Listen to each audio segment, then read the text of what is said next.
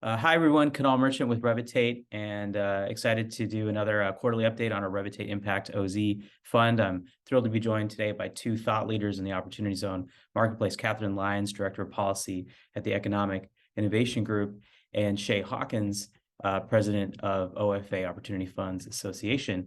And they're here today to give us a little bit of an update on the state of the OZ market, and I'll be joined shortly thereafter by Robert Lang, our Managing Director of Commercial Real Estate, to talk about what OZs look like right now in the marketplace. We want to jump in first, though, to Catherine, who, along with EIG, has just released a really interesting report on the state of opportunity zones. So, Catherine, let me turn it over to you to share more about that report.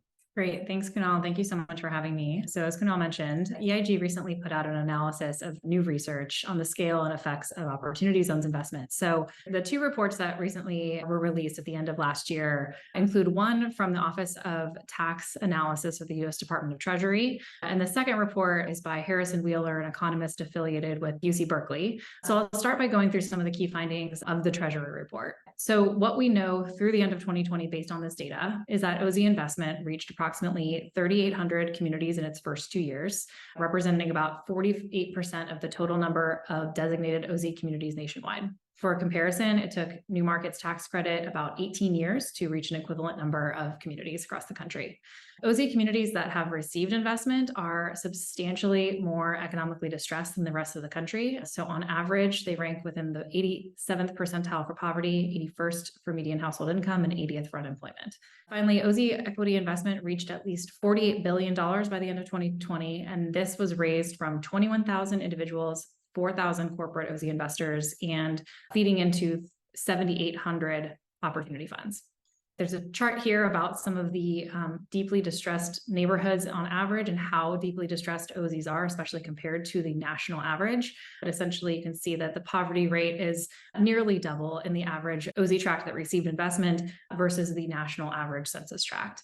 Also, an important thing to note is that investment was broadly distributed across opportunity zones. There was some concentration at the top in terms of median household income of opportunity zones, but even the lowest median household income opportunity zones held their own proportionally in terms of the amount of investment it received. I think where everyone might be particularly interested is in how did certain states kind of stack up and which states received the most investment. So the states that are leading the pack here, not yet a state, but DC was the top with 80% of its zones having received investment. And Oregon was next with 76%, Colorado was 75%, and then Utah was 74%. Switching over to the other study by the real estate economist, Harry Wheeler. So he provides some of the highest quality, timeliest look at the economic response to OZs, and he does so using building permits. So what he finds is that OZ designation caused a large and immediate increase in new residential development. It's such that the likelihood of investment in a given month jumped by over 20% in designated tracts across 47 studied cities. The OZ designations carried over positive spillover effects, even into neighboring communities that are not designated as OZs, and generally boosted development at a citywide scale. In addition to boosting the supply of housing, it improved local home values by 3.4% from 2017 to 2020, but there were no observed increases in rents. Finally, I think the study generally shows that OZs are especially effective at eliciting a development response on vacant and underutilized land or in infill development in urban contexts. There's a really interesting chart here that I just think shows the incredible impact of OZ designation versus those who were not designated as OZs and the new development activity based on building permit data that Wheeler was able to use. So here's what we know, that OZs are generating large-scale investment with a wide geographic reach. There are big development effects. There are positive spillover effects. Overall, this has led to an increase in housing supply, especially important as communities all across the country are experiencing affordability crises with their housing supply, an increase in housing values, but also keeping rents stable. That said, this is still a short-term look at the effects of opportunity zones. We still need longer-term data to understand what those longer-term effects will be on these communities. And this will certainly evolve over time. We would love to know more about job growth and business creation and resident income and employment outcomes and things like that. So generally, we need to study this more to understand better whether these short-term effects will carry over into the long term. And generally, this data and having our access to it really strengthens the case for why we need additional data and transparency. But overall, this is a really positive and just generally having more data and also showing the really unprecedented nature of the OZ incentive, especially as compared to some of the other existing tools in the toolkit. So that Fantastic. takes me to my presentation. Awesome. Thank you, Catherine. That's fantastic information, promising information on OZs, and the whole data and transparency piece is a really good segue to Shay. So Shay, we brought you in to give a little bit of update of what's happening on Capitol Hill, but maybe first just remind folks out there about your involvement in OZs and how you got to be pretty smart on this topic.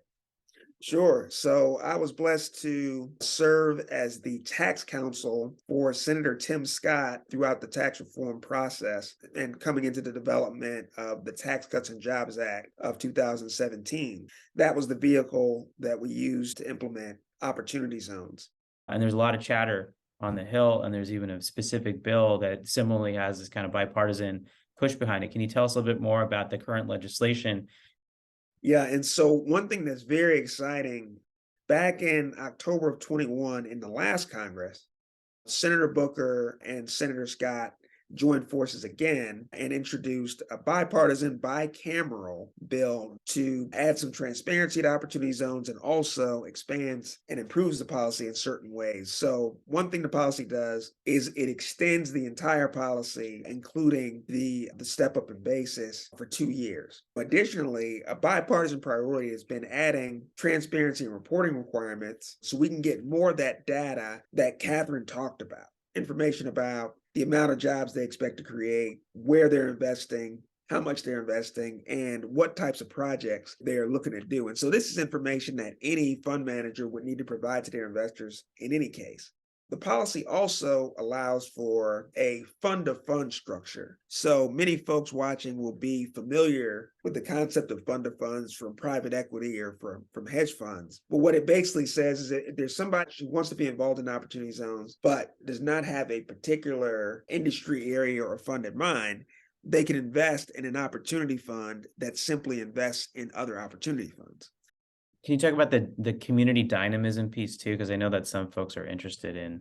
Absolutely. And so what this bill also does is it allots a couple $2 billion to support local stakeholders in understanding how other communities that are, successfully using the policy, how they're approaching things that they can do to attract and really reinforce productive opportunity zone investment. And finally, the policy does sunset a small handful of very high income census tracts. And so if investors have investments in those areas today, then you're fine. What this policy would say is there's no new investments beyond a certain date, and it would allow the governors to redesignate zones where the impact can be felt. Yeah, I think it's a terrific set of objectives that's, I think, pretty authentically trying to harness the good, get more data out there, and then respond to some of the legitimate observations about opportunity zones in sort of a 2.0 version. So is this thing going to happen? If so, when? So the legislative process for a policy like opportunity zones is not likely to pass on its own.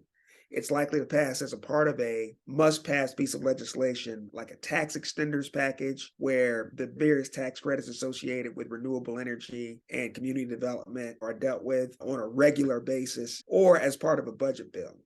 And so working towards one of those vehicles, one of the things that our organization, EIG, and others, we've been talking with offices that have been supportive of opportunity zones in the past and really trying to get them signed on to a reintroduced version for this Congress to really demonstrate the popularity and the desire to really do something great with opportunity zones.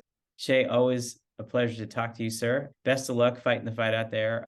With that, we're going to turn to the investor side, and we're going to bring in Rob Lang from our commercial real estate team to talk about the state of the opportunity zone marketplace from the investor perspective. Thanks, Kunal. It's been an interesting year in the OZ market. What we've seen is strong and steady performance all the way through 2022, with an emphasis on multifamily real estate deals.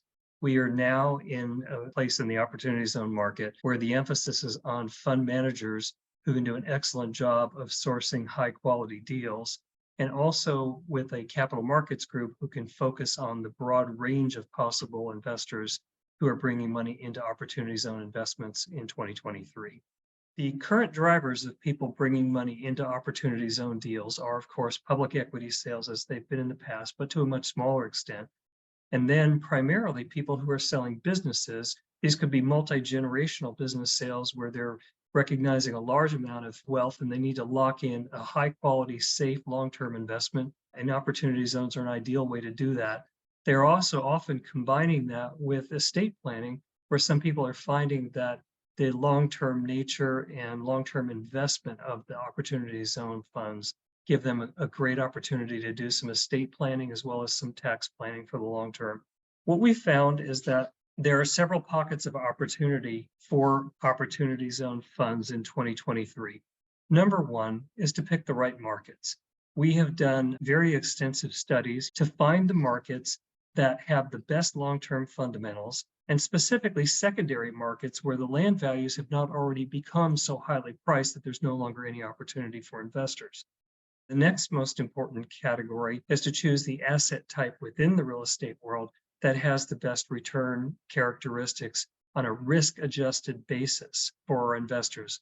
And we primarily think that that's multifamily and in certain pockets, industrial. The next thing that's super important to us is to pick sponsors who are terrific. These are people with a long track record in the space who have good quality judgment and people that are going to be around for the 10+ year holding period, who've got the staying power, the capital, and the leadership team to really be what we would consider to be a very attractive long-term partner in our investment. And lastly, we look at deals where we can exercise the Revitate sweet spot.